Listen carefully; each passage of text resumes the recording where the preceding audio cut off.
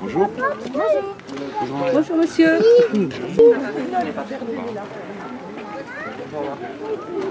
suis ravie d'être parmi vous aujourd'hui. Donc bonjour à toutes, à tous, bonjour aux parents, bonjour aux enfants bien entendu et bonjour aux enseignants.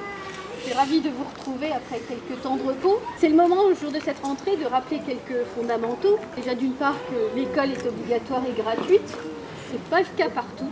Et j'aimerais que de temps en temps on en ait conscience aussi parce qu'il y a nombre de pays encore où il n'y a pas d'école.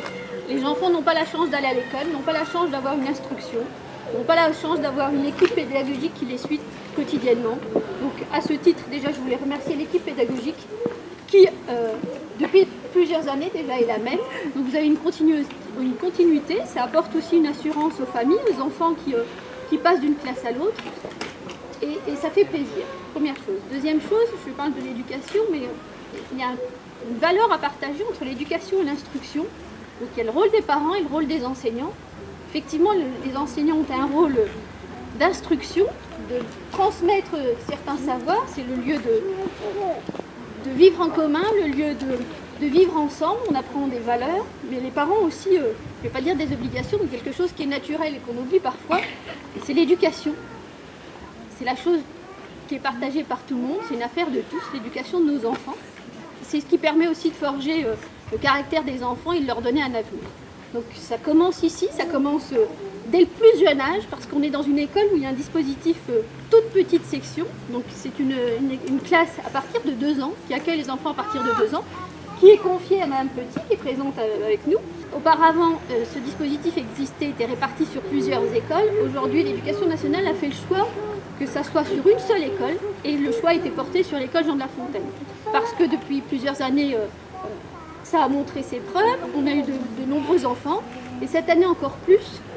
Je pense que la part de l'enseignante a une part de responsabilité, de l'ATSEM aussi qui l'accompagne, de toute l'équipe pédagogique, mais aussi de la volonté des parents. Laisser un petit bout de chou de 2 ans, c'est compliqué, mais de l'autre côté, on a des obligations professionnelles, donc le choix des parents est un peu partagé, et mettre un enfant de 2 ans en collectivité, c'était difficile. Et dans l'écoute, dans le partage, tout se fait autour du dialogue.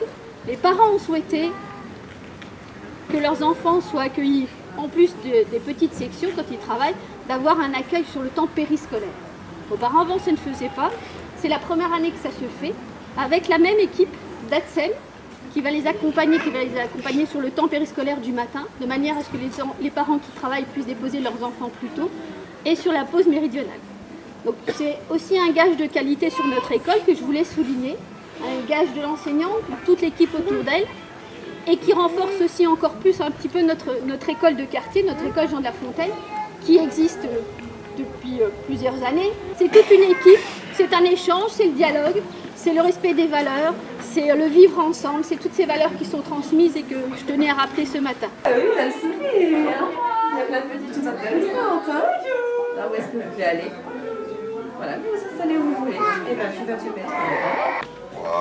Regarde, tout est prêt pour vous. C'est bien. Regarde,